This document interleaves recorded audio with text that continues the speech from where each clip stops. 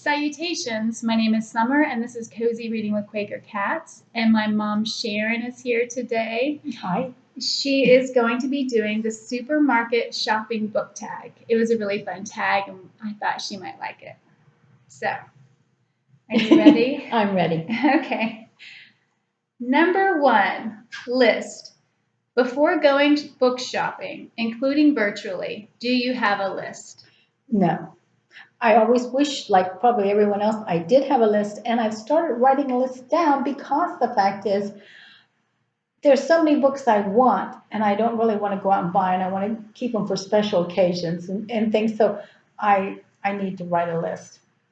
Yeah, I already did this video, or this tag, but I never have a list really either. Number 2, fruit and veg, good for the body and mind. Recommend a book you felt improved your physical, mental health. Well, the first book that I read that I thought really changed my life physically and emotionally and spiritually was Louise Hay's book. And I've got it right here. And I always have, whenever I see this book, I buy it because there's so many friends I give it to. And this is kind of ratty, as you can see, because it means it's well loved. Yeah. And so I love this. This is one that changed my life. It was my way of thinking. And it was something I didn't see from any doctor or anything else or any church or religion. And it was spiritual and it was physical and it was really it really made a big difference to change my life. Thank you. I don't know if you guys. You get it up there better than I did. Well, I don't. For the people who are like, oh, what was the title? Yeah. You Can Heal Your Life. It is a great book. And it's an old one too. It is. Yeah. I don't know how long ago that was, but it was a long time ago. And then another one that's one that I will never be able to completely conquer and do, and that's the Four Agreements. Yeah. It is another one that if it's just a little tiny book, and when I see it, I buy it because there's always people I'm telling it about, and they don't know anything about it. Yeah. And so there's all these things. If you don't know the Four Agreements, I'll tell you them really quickly. Yeah, it's a lifelong. It is be impeccable with your word. Don't take anything personally. Don't make assumptions, and always do your best. And you would think those would be simple things, and they are if you're sitting in a chair. But as soon as you start living your life, it's a whole nother matter. Right. Yeah. But we know we should be this way. It's lifelong. And just being aware, I think, is the first key of following those agreements. You mean when you're assuming something? Yeah. All right. Number 3, tinned goods. Regardless of the label on the can, the contents are all too often bland. What's your tin can genre?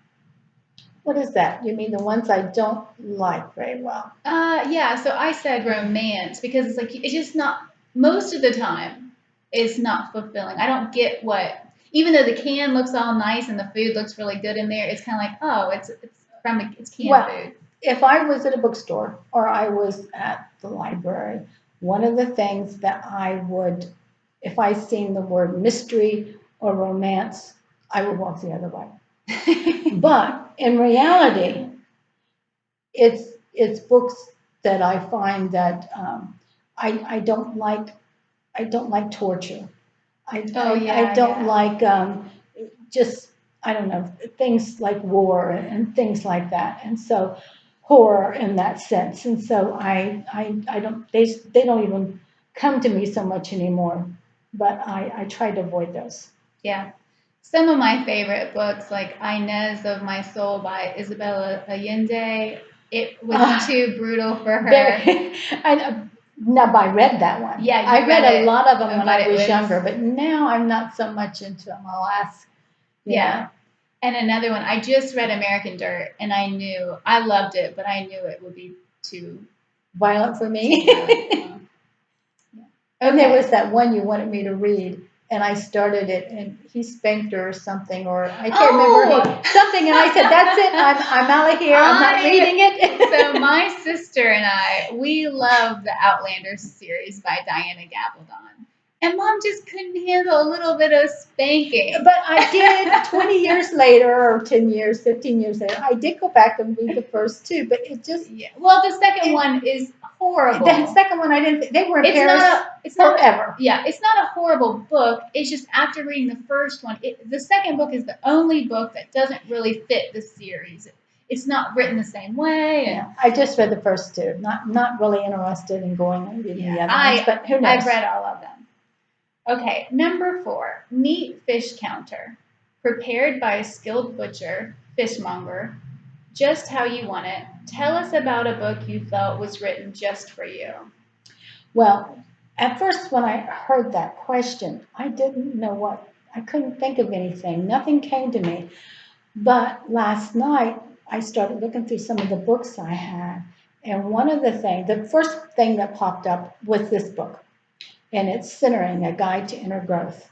But the date I have in this is I finished reading it in August of '92. So this was a long time ago, but there were things happening in my life at that time that was really horrible, and I was having a hard time.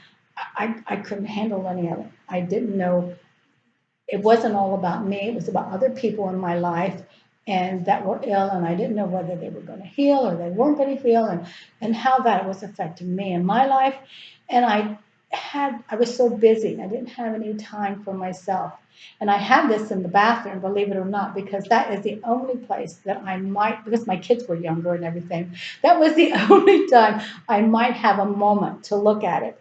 And I picked up the page, and the page it was on, it wasn't the first page, it was on the second page, because I had read that 2 or 3 times because I didn't have time to even read in the bathroom. And so I finally found a paragraph, and the first paragraph that I hadn't read that I read said, whatever you're going through is wonderful. Thank the universe or spirit for that. And I thought, hell no, they don't know what I'm talking about. They don't know what I'm going through. This cannot be. But it went on to say, everything that's bad that's happening to you, or that you do not understand, say thank you, send love to. And so I had to really stop and change my life and think about that, send love to this situation. Even in the situation, all turned out wonderful, as you know. But at the time, I didn't know how it was going to turn out. But I learned a lot from it. And I find that all books are that way, whether it's something little or something big. But my whole life, books has been something that has taught me things and that has given me my answers. It's not like when I was growing up or I was a young woman, there was no YouTube. We had to go to a book. Yeah. All right. Number 5, baked goods. Bread is a staple for many around the world. Who is an author you can easily digest at any time of the day? Oh my goodness, I had to write some of these down. I want to tell you, it's the book that I'm reading right that moment that I love. And that's just the way it is. When I was pregnant with you, I went through John Jakes. He hadn't wrote all of them yet, but every time a new one would come out, I was reading it. And I just loved all of that. She's talking about the Bastard series. I don't Yes. know how many books, maybe 9 or so. I'm not for I sure. don't know, but at that time, I think there was only like 5 or 6 that were there. Heaven and Hell hadn't been wrote yet. Yeah. She keeps telling me I need to read them, and I started The Bastard, but I have not. I haven't got very far, and it's great. I don't know why. And I like John Jakes. I did read Love and War and North and South, Heaven and Hell. I did read that trilogy, but I don't know why. Maybe next year. And Terry Goodkind, when I read Wizard's First Rule, that was one of them that I couldn't put it down. I wanted the whole series. I want it now. And I don't like waiting for books. I would rather wait and read the series when it's complete than me having to stop and wait and have to do that. I don't mind waiting. It drives her crazy. Also, Elizabeth Gilbert. I love her books. Oh, yeah. Barbara Kingsolver. I like almost any historical fiction. I love self-help books, not just books books that are like spiritual, metaphysical, cooking, gardening, all of that kind of things that I love to do. I love those. I love Denise Lynn, Deepak Chopra, and the list can go on and on and on and on and on. Yeah. Okay, number 6. Chilled section. Recommend a cool new author or book you've recently discovered. I am looking, oh, this one right here. He's got a lot of this, Bernard Jensen. I'm sure he's passed away. I haven't checked, but the last time he published anything was in the year 2000. But I really loved him. A lot of the health books that I have read from earlier in the last century that I love, like Max Gerson and all these other people, he knew them. And so I was just really excited. He is, he has a lot of new books. They're not new books, those are old books. This one was published, I think, in 2000. A lot of them were published before then. Don't think he published anything after the year 2000. So I know that when he passed away, I remember reading he was up in his 90s or something. So I'm not sure exactly when he started. I think he said he started working in 1929. And so, but he has so many good, if you like alternative healing of not taking medication and, eating and doing different things. He's the guy for you. And it's someone that's been around forever, but I did not know him. Yeah. He's new to me. I've not read him or even heard of him, but I'm lucky enough that mom reads those types of books and then she says, hey, listen, you should do this because of these reasons. So I kind of get a cheat. Yeah, so we take no medication. Yeah. Not like the normal people around the United States. Okay, number 7, Frozen section. Tell us about a book that gave you the shivers. At first I couldn't think of anything that did, but then I got thinking, the first book that really gave me the shivers was In Cold Blood. Was it Truman Capote? Truman Capote. I haven't read it yet. Another book is The Frontiersman by Alan Acker. I haven't read that yet either. Great book, great book. But the thing that gave me the shivers is that I don't read werewolf books and I don't read things like that. But now she read the Mary Gentry series from I like that by Laurel K. Hamilton, and it had that one didn't have werewolves in it. It had tons of fairies. Oh yeah, now fairies I could handle. Werewolves and zombies, that kind of thing. Yeah.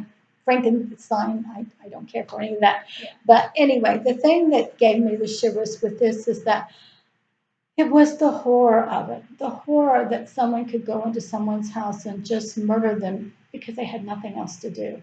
The horror that not only did the Native Americans, but the Americans, how they tortured one another and killed one another. And I would love to read The Frontiersman again. I really would.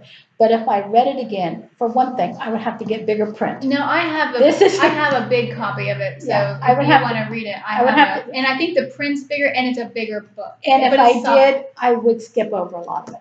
Burning people at the stake and scalping people and all the other things they did is just not something I want to read about anymore. Yeah, I get that. But that did those are the kind of things that would give me the shivers. That's historical fiction, so it's, real. And even In Cold Blood, that was based on true events. Oh, those are true, so yes. Both of those things really. And those really give you the shivers more because those are things that can actually happen. I agree. Or has happened. And so it's like, and like I said, In Cold Blood, for them to go into someone's house because they heard they were nice people. Yeah. And then they tie them up and kill all of them. It's like, oh my God, if that can happen to them, it can happen to anybody. And that really makes me like afraid in that sense that could happen. Yeah, those types of books. I don't get into I'm not into the horror genre. Well, I don't really read them now, but yeah. Those are the kind of things that really scare me. Right. Okay. Number 8, Beer, Wine, Spirits. Name one of the first books you read that made you feel like an adult. Well, that one I don't have anymore, but it would definitely be Peyton Place. And I was in high school, and I remember I was a freshman when I read that. My mother never did dictate what we could read or not read, and she was happy that we read. I also you were the same way. I also read Harold Robbins books at that time and Frank Yerby, and I loved them. Whenever I go to the library and there'd be another one on the shelf, I would take it out and read it.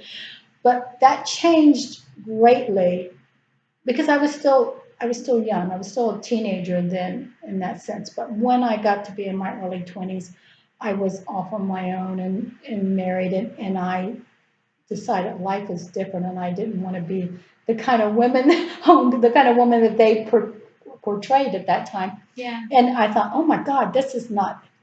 Who wants to be with this man? He's really a jerk. But it's like Jane Eyre and by Charlotte Bronte and Wuthering Heights. It's like people are like, "Oh, this is so romantic. I love Heathcliff," and I'm thinking, no. Well, that one is still around, but you talk about Harold Robbins, you're not going to find his book at the library anymore. And he was one that he had a ton of books out. They were very popular. Everyone was reading them, but they just had their time and they're kind of gone now. Yeah, those one-hit wonders. Yes. Okay, number 9, sweets, candy. What genre author is your indulgence when you need a little treat? Well, I think I told you it's the book I'm reading or where I'm at and what I want to know at that time, what's going on in my life. The last book I would say that would be a treat was I read Winter Dance to Granddaughter, and she. Oh yeah, Gary Paulson. And she is she's going to be 13. This is an adult book. The only thing that's really adult about it was it did have a few cuss words, but it was nothing I wouldn't have, she hadn't heard me say, so it wasn't that bad of a book. But the reason I wanted to read the book, I wanted to read the book to her because it was so funny. It was funny. It taught her about Alaska and Iditarod. Did I say Iditarod right? I think so. And dogs and nature, and it just had so many good things in it. And we laughed and laughed and laughed, and then at the very end, I sobbed and sobbed and sobbed. And I have not read the book yet. It's actually my book, and she borrowed it, but I have not read it yet. But I walked in when she was at the end of the book, and she was reading it to Sativa, and she was just sobbing. I'm not even sure how Sativa knew what she was saying. And then she brings it back to me, and she says, "Oh, you have to read this book," which I have it on my November TBR. Yes. But I was like, I don't want to read something about a dog dying. She said, no, that's not what I was crying about. So, and the thing about it is, I love books that make me laugh. I love books that make me cry. Yeah, if they can both do both of them, it's great. If they make me feel something, and I like nice, slow, quiet things. But right now, a few of them that I'm doing right now because I like changing my life, and I like things like Denise Lynn's soul coaching. I love her books. I'm also doing the Warrior Goddess training is another one I'm doing. And Denise Lynn Feng Shui, because I'm trying to work on changing my life. These are books I can pick up anytime. I don't have to, it doesn't matter, wherever I'm at in the book, I could pick it up and I'm right there with it. And it's a treat for me because I'm learning something or it's validating something I already know or something I say, oh, I don't believe that at all. But it's a book those kind of books I love. Along with, like I said, something like Winter Dance that was just so funny. Yeah, Gary Paulson, I think, is wonderful. Okay, number 10, magazine stand. If you read magazines, journals regularly, share some titles with us. The magazines I like are basically Mother Earth. In fact, I've been getting that at the library, but the library had been closed and I went ahead and ordered it.